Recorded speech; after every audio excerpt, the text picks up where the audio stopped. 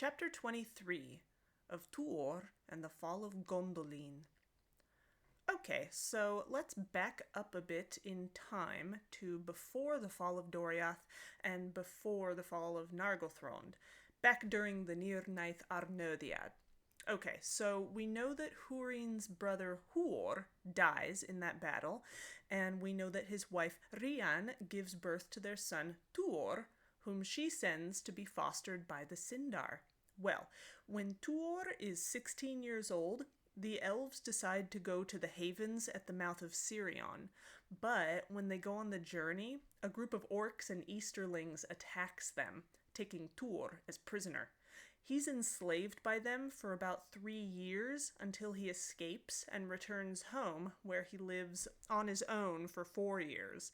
And during this time, he terrorizes the Easterlings, who, remember, live in Dorlomin and are persecuting the members of the House of Hador.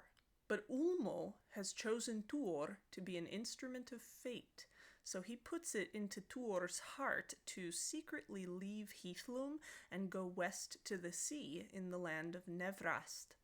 He falls in love with the sea and spends the whole summer there, but when autumn comes, he sees a group of 7 swans flying south, and he knows that that's a sign to follow them. And around this time, the sack of Nargothrond occurs, just to give you an idea of where we are in the timeline of events. So, Tuor follows the swans along the shore until they bring him to Vinyamar. Remember that long-abandoned city that Turgon built when he and his people first got to Middle-earth? So he goes into the old hall and finds Turgon's armor, shield, and sword. He puts them on and then goes down to the shore. But there came a great storm out of the west, and out of that storm Ulmo, the lord of the waters, arose in majesty and spoke to Tuor as he stood beside the sea. So Ulmo tells him to go to Gondolin with a message for Turgon. Then Tuor starts to head out, and when he does, he comes across Voronwe. Remember him? He was mentioned in chapter 20 as the only survivor from a shipwreck of one of the ships Turgon sent out into the west. Well, Voronwe agrees to be Tuor's guide into Gondolin. It's wintertime now, and as they go past the pool of Ivrin, they see someone going northward in haste, and he was a tall man, clad in black and bearing a black sword, but they knew not who he was. So this man in black is actually Túrin, coming straight from the sack of Nargothrond to Dorlomin, where he thinks his mother and sister still live. Remember that? So Tuor and Túrin are actually cousins, but they never meet. This is as close as they're ever going to get to meeting each other. Anyway, Voronwe and Tuor finally reach the hidden entrance of Gondolin, and once they pass through the 7 gates, they're greeted by Ecthelion, the warden of the last gate. When he sees Tuor's armor, he realizes that Tuor is there because of Ulmo. So Tuor is brought before Turgon. There, he sees the king on his throne, with Maeglin standing to his right and Idril standing to his left. Then Ulmo speaks through Tuor, warning Turgon that the curse of Mandos is coming to its fulfillment, in that all the works of the Noldor will perish. So Turgon should abandon Gondolin and go down to the mouth of Sirion. Turgon thinks about what Ulmo told him a long time ago, not to love too well the work of his hands and the devices of his heart, but he is proud and figures that Gondolin will always remain hidden and safe, despite what Ulmo says. And Maeglin, who we already know doesn't like humans, speaks against Tuor, and Turgon listens to him. But he also remembers the other warning that Mandos gave the Noldor in Ahriman, that the Noldor would experience treason from their own kin. So Turgon has the gates completely blocked, and now no one leaves the city for any reason.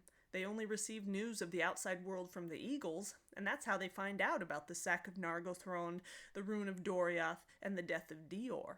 So Tuor stays in Gondolin, and he learns a great deal during his stay.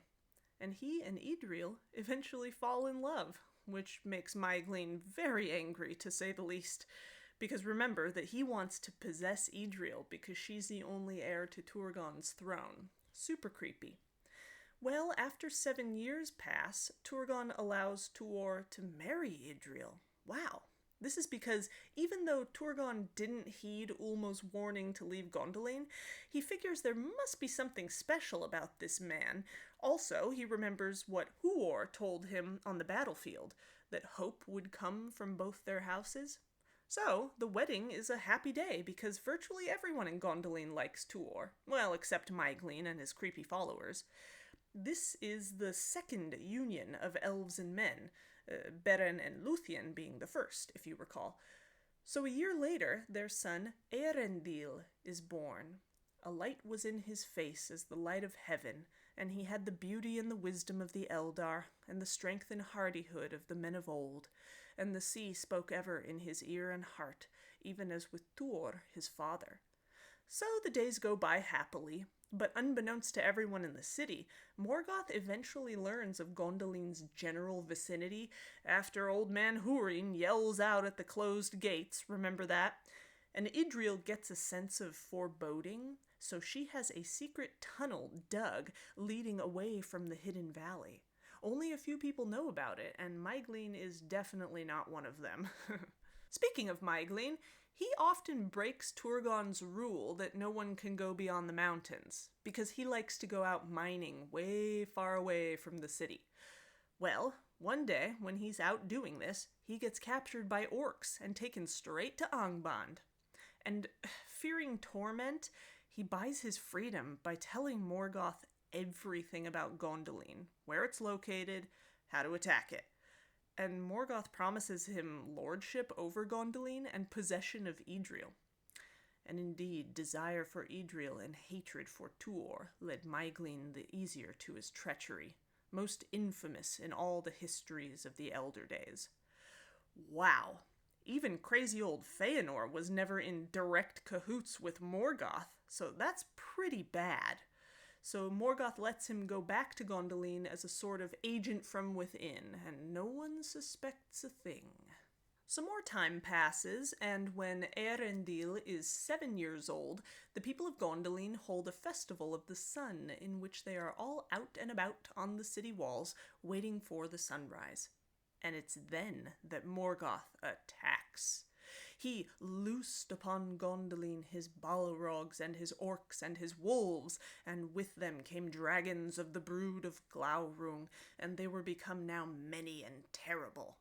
Needless to say, this is a complete surprise to the people of Gondolin, but they all do fight very bravely, including Tuor. Then Ecthelion battles with Gothmog, lord of the Balrogs. Remember him, slayer of both Feanor and Fingon? And the two eventually kill each other. Then the tower of Turgon is overthrown, although he and his household bravely defend it. And mighty was its fall, and the fall of Turgon in its ruin. Tuor then goes to rescue Idril from the sack of the city, but Maeglin has seized her and Eärendil. So, Tuor fights him right there on the city walls, eventually casting him out over the side and into the fire below.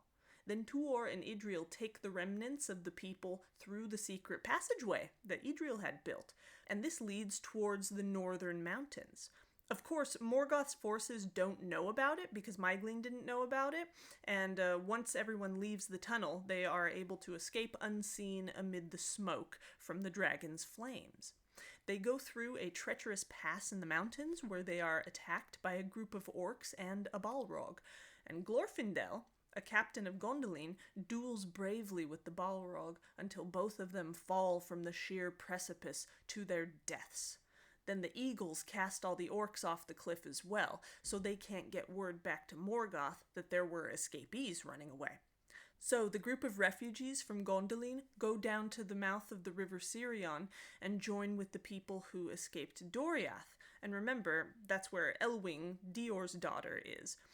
And once news of the fall of Gondolin and the death of Turgon reaches the Isle of Valar, Gil-galad, Fingon's son, becomes the High King of the Noldor in Middle-earth. And meanwhile, Morgoth is feeling pretty good about himself right now. He doesn't care about the oath of the Sons of Feanor because they've never harmed him, and their quest in fulfilling the oath has always seemed to work out for his benefit. He also gives no indication as to whether or not he knows there are elf havens at the mouth of Sirion and the Isle of Balar. Meanwhile, Ulmo goes to Valinor and tells the Valar about the desperate situation of the elves in Beleriand. He then asks them if they'll finally forgive the elves and help them win back the Silmarils, but Manwë doesn't say anything because the hour is not yet right. Only someone who can speak on behalf of both elves and men and ask for forgiveness and pity might be able to move the councils of the Valar. And after a while, Tuor begins to feel his age. He's about 50 now, and the sea longing grows in his heart. So, he builds a ship, and he and Idril set sail into the west. So Tuor, alone of mortal men, was numbered among the elder race, and was joined with the Noldor whom he loved, and his fate is sundered from the fate of men.